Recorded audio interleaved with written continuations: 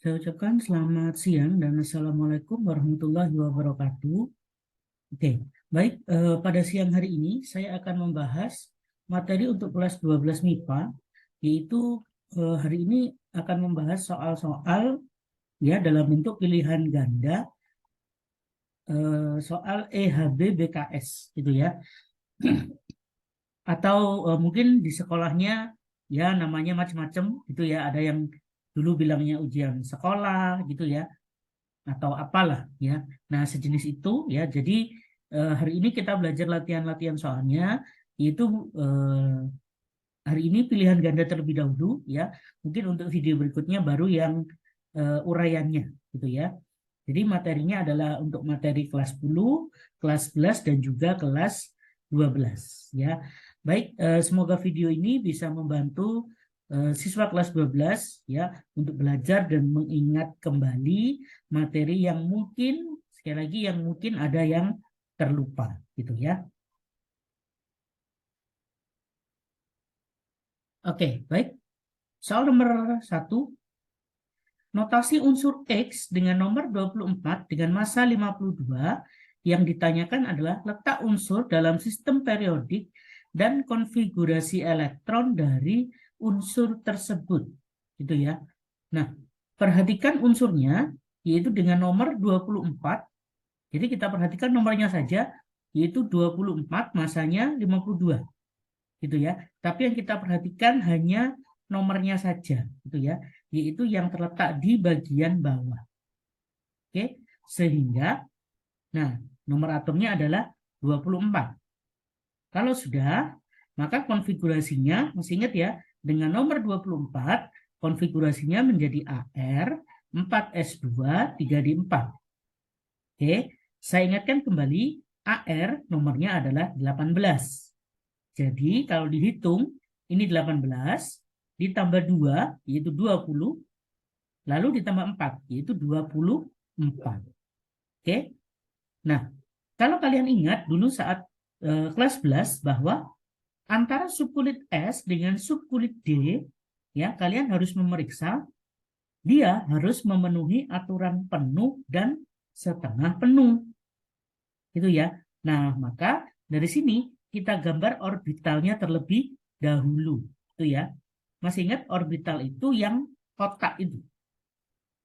Ya, paham ya? Jadi, oke, saya gambar ini dulu. Nah, ini adalah miliknya S yang isinya 2. Masih ingat ya? Maka panahnya menghadap ke atas dan menghadap ke bawah. Oke, subkulit D isinya 5. Masih ingat ya? Isinya 5. 5 kotak maksud saya. Masing-masing isinya hanya 1. Karena dia hanya terisi 4. Masih ingat ya, cara mengisinya harus tunggal terlebih dahulu. Kalau dia sudah penuh, baru mengisi depannya lagi. Gitu ya. Oke, ini untuk mengingat kembali.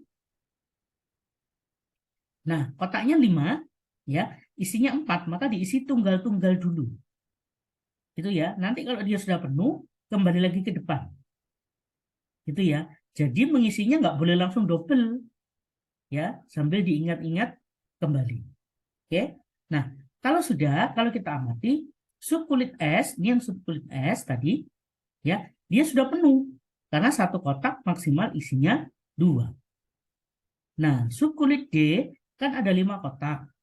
Ya, kalau mau setengah penuh, maka isinya harus 5. Gitu ya. Nah, di sini dia isinya cuma 4. Jadi nanggung, gitu ya. Jadi kurang 1 saja dia sudah jadi setengah. Nah, karena di depannya ini sudah penuh, maka satu elektron yang ada di terakhir ini akan berpindah ke yang kosong. Gitu ya. Sehingga perhatikan ini. Nah, dia pindah ke sini. Ya, inilah kalau di kimia namanya elektronnya mengalami eksitasi. Ya, yaitu perpindahan ya elektron dari kulit yang luar pindah ke kulit yang di dalam. Oke? Nah, maka apa akibatnya? Sehingga dia berakibat konfigurasinya berubah, jadinya seperti ini. Ya, kalau kalian amati, AR-nya tetap dari sini, gitu ya. S yang awalnya isinya 2, karena dia pindah 1, maka S-nya jadi terisi tinggal 1. Gitu ya. D yang awalnya 4, ketambahan 1, maka dia jadi 5. Ya, jadi konfigurasinya berubah menjadi 4S1, 3D, 5. Oke. Nah, andaikan ini ada yang meletakkannya posisi terbalik, nggak apa-apa. Ya, Pak, 3D5-nya saya di depan, 4S1-nya di belakang. Tidak apa-apa. Ya, tidak jadi masalah. Oke. Kemudian, nah yang ditanyakan konfigurasinya sudah, kemudian letak unsur. Ya, kalau letak pasti ada golongan dan periode. Ya. Nah, untuk golongan S ditambah dengan D. Ya, maksudnya apa? Elektronnya. Itu ya. Elektron yang ada di subkulit S ditambah dengan yang ada di subkulit D. Jadinya 1 ditambah 5, maka hasilnya adalah 6. Ya, tapi 6-nya adalah 6B. Itu ya. Masih ingat ya? B itu gara-gara ada D-nya. Oke. Kemudian periodenya, kalau sudah, ya periode lihatnya subkulit S. Nih, maksudnya lihat angka yang ada di depannya. Karena di sini angkanya 4, berarti periodenya adalah 4. Oke, nah jadi jawabannya ini. Dengan demikian, kesimpulannya jawabannya adalah yang A. Itu ya. AR 3D5 4S1, golongannya 6B, itu betul. Periodenya 4. Oke, paham ya dari sini ya? Oke, baik. Soal yang kedua. Misalkan bentuknya seperti ini. Nah, diketahui unsur R nomornya 19, unsur S nomornya 16. Yang ditanyakan, rumus senyawa dan jenis ikatan yang terbentuk. Oke, perhatikan di nomornya, dia nomornya 19 unsur R. Kita buat konfigurasinya terlebih dahulu, gitu ya. Oke, R nomornya 19, konfigurasinya 2881. Masih ingat ya, karena sudah kelas 12, jadi harus sudah bisa. Oke, yang kedua, unsur S nomornya 16. Maka konfigurasinya 2.8.6. Oke, kalau sudah, sekarang lihat angka terakhirnya. Karena di sini angka terakhirnya 1, untuk yang R ya, dilihat angka terakhirnya adalah 1. Masih ingat dulu, ya, gurunya menyebutnya elektron valensi. Gitu ya. Kalau elektron valensinya atau angka terakhirnya ini isinya angka 1, angka 2, atau angka 3, maka jenisnya adalah logam. Itu ya, saya ulangi. Jadi kalau angka terakhir ini isinya angka 1, angka 2, atau angka 3, pasti jenisnya logam. Oke, kemudian yang nomor 16, lihat angka terakhirnya. Terakhirnya kan 6. Nah, terakhir ini kalau isinya 5, 6, atau 7, maka jenisnya adalah non-logam. Oke, itu ya. Jadi diingat kembali. Kemudian sifatnya masih ingat, kalau logam dia melepas elektron. Gitu ya. Kalau non dia menyerap atau menerima elektron. Oke, sehingga kita buat kesimpulan dari sini, maka yang pertama unsur R melepas satu satu elektron ya. Karena angka terakhirnya 1. Pak, kalau angka terakhirnya 2, berarti melepas 2. Oke. Kemudian, nah yang terakhir, maaf, maksudnya unsur S menerima 2E. Lihat, unsur S angka terakhirnya 6. Kalau 6 dia harus menerima supaya jadi 8. Masih ingat ya, dengan aturan oktet. Pak, angka terakhirnya 5. Dia kepingin jadi 8, maka harus nambah berapa? Maka harus nambah 3. Itu ya, kalau angka terakhirnya 5. Di sini, angka terakhirnya 6. Maka supaya jadi 8, dia harus menerima 2. Oke, sudah paham ya? Nah, kalau sudah, ingat, antara yang melepas, sekarang kita pindah ke sini pembahasannya. antara yang melepas dan yang menerima jumlahnya harus sama. Nggak boleh beda seperti ini. Nah, supaya sama, apa yang harus dilakukan? Ya, terpaksa kita lakukan perkalian silang. Itu ya. Yang 1E kita kalikan 2. Yang 2E kita kalikan 1. Ya, dengan demikian dia impas. Melepasnya 2, menerimanya 2. Itu ya. Nah, sekarang rumus senyawanya apa? Oke, maka untuk membentuk rumus senyawa, diingat-ingat caranya. Ya. Nah, unsur R ini ya lakukan dengan pengalinya. Kita cek di sini, pengalinya 2. Berarti R isinya 2. Itu ya, maksudnya R sejumlah 2, kemudian S-nya kali berapa di sini? Kali 1. Maka R-nya 2, S-nya 1. Itu ya. Nah, maka jadinya rumusnya seperti ini. R-nya 2, S-nya 1. Ingat ya, jadi yang dilihat pengalinya. Elektronnya nggak usah dilihat. Itu ya. Jadi R, karena kali 2, maka R2. 2-nya kecil di bawah. Kemudian S sebanyak 1, maka S saja. Nah, sebenarnya di sini ada angka 1. Tapi, mohon maaf, tapi ingat ya, dulu di kelas 10 bahwa angka 1 itu tidak usah ditulis. Gitu ya. Oke, jadi jenisnya senyawanya ini.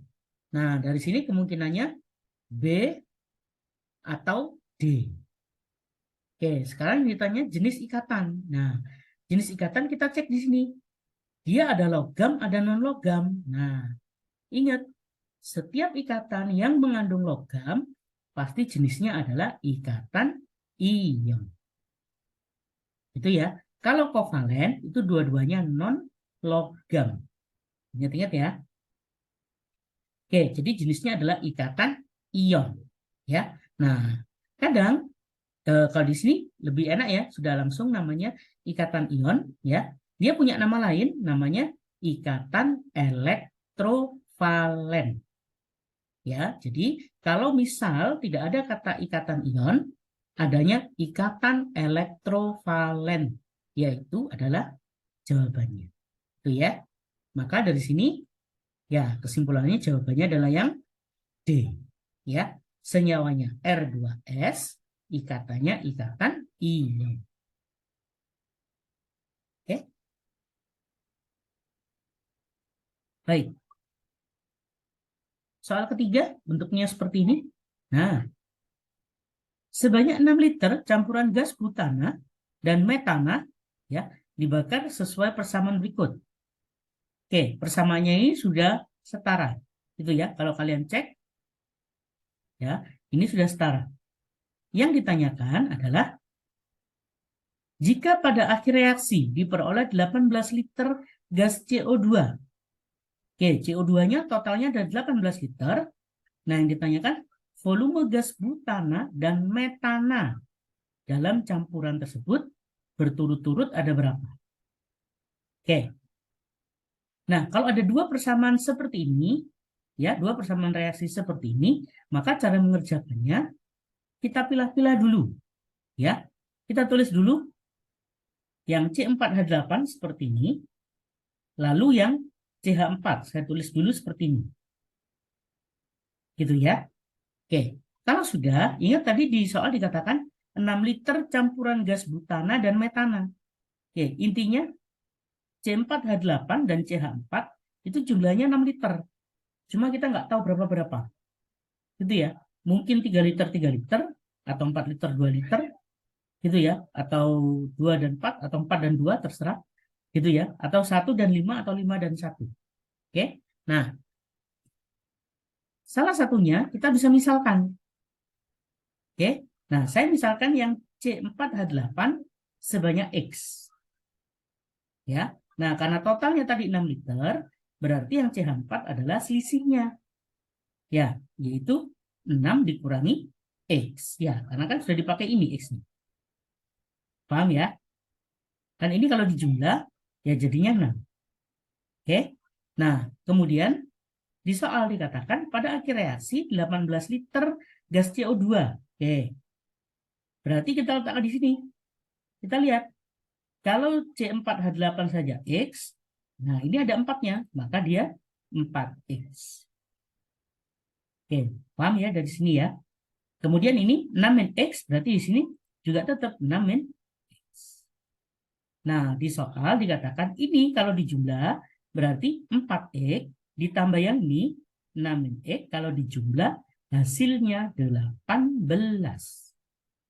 Maka perhatikan yang ada di sini. Nah, 4X itu yang ini, lalu 6 min X, berarti yang ini ya. Lihat, ini tanda jumlahnya.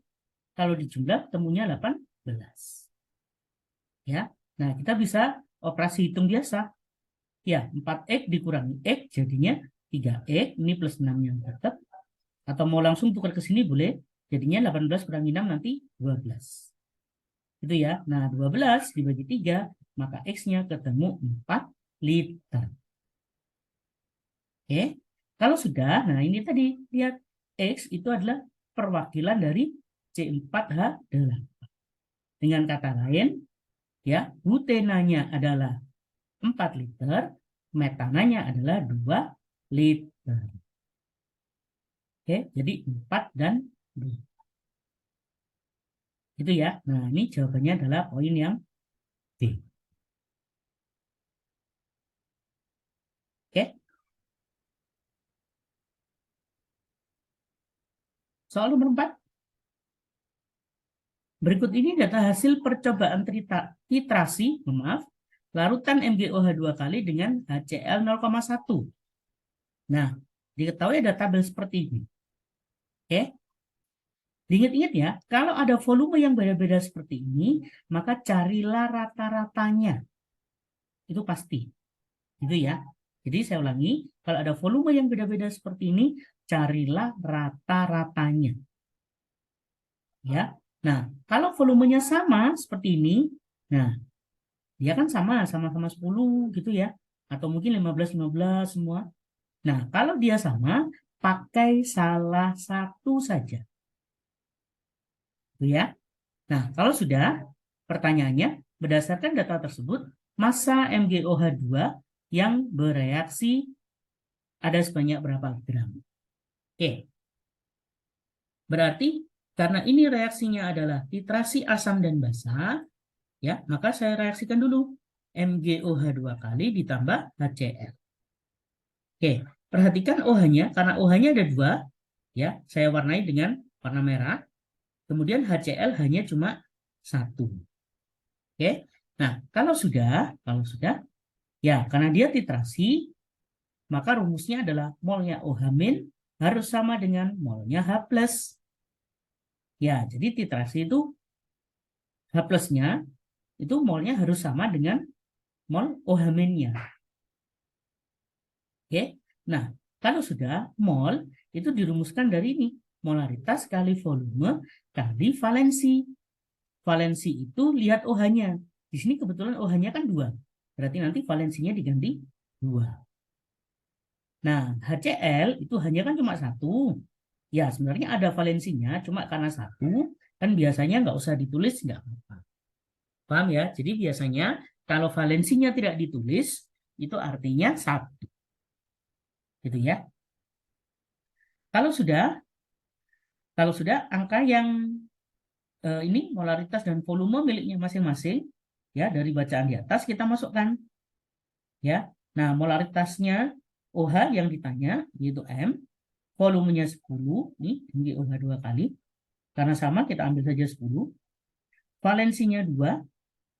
2 gara-gara ini lihat OH dalam kurung 2. Ya, makanya saya beri warna merah untuk latihan ya. Supaya bisa. Oke, jadi nanti ketika mengerjakan mohon dilakukan dengan teliti ya. Kemudian yang miliknya H+ berarti miliknya HCl. Ya, molaritasnya adalah 0,1 yang ada di soal. Nah, volumenya adalah rata-rata dari sini. Nah, kalian sudah bisa hitung rata-ratanya tentu saja 20. Bisa ya, sudah kelas 12. Ya, ini rata-ratanya 20. Kalau sudah, ya udah, ini bisa kita coret. Ini 10 kali 2, ini dengan 20 bisa kita coret. Sehingga M-nya ketemunya 0,1. Oke, nah yang ditanyakan adalah berapa masanya. Oke, nah ini, nah dia terhubung dengan rumusnya molaritas. Masih ingat ya?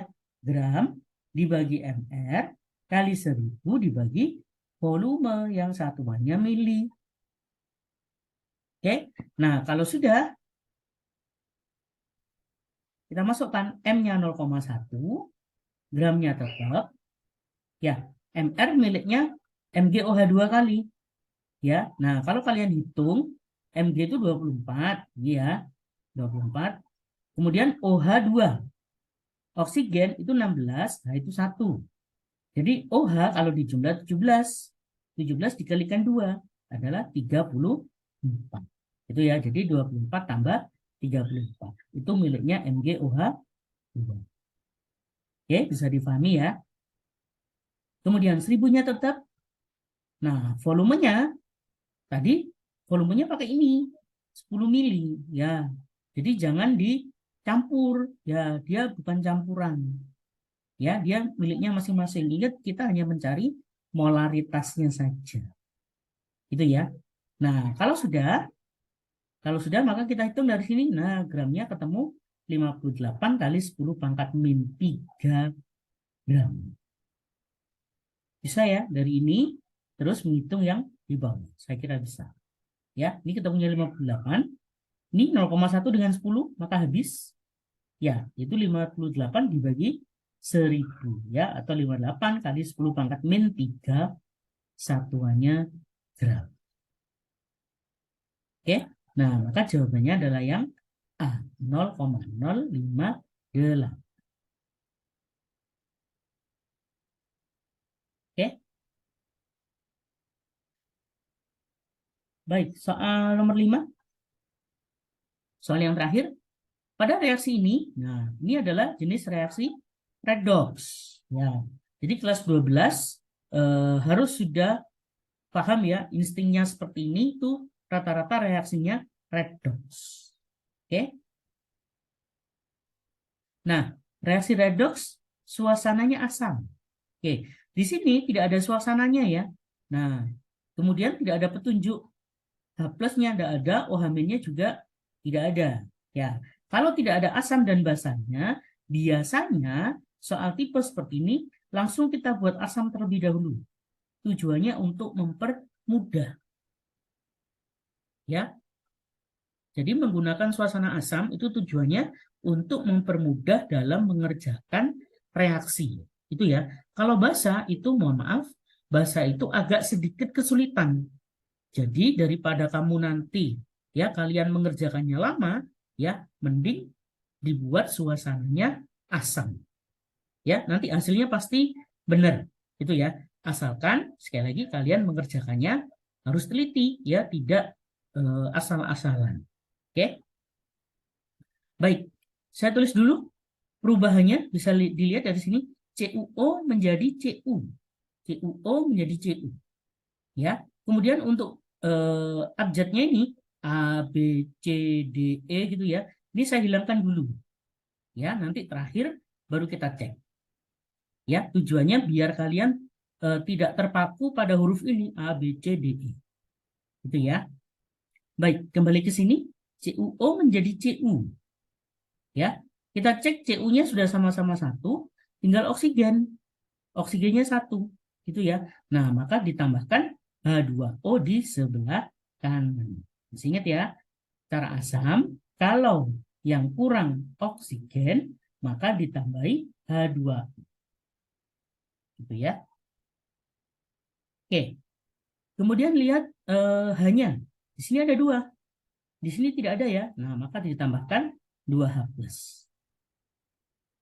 Kalau sudah, lihat di sini ya, pada H+ ada 2, maka ditambahkan 2E. Itu ya. Nah, dengan demikian reaksinya reduksi. Ya, karena elektronnya ada sebelum di tanda panah. Dia belum melewati. Gitu ya. Berarti nanti satunya oksidasi. Oke. Nah, berikutnya. Nah, lihat yang ini NH3 berubah menjadi N2. Itu ya. NH3 jadi N2.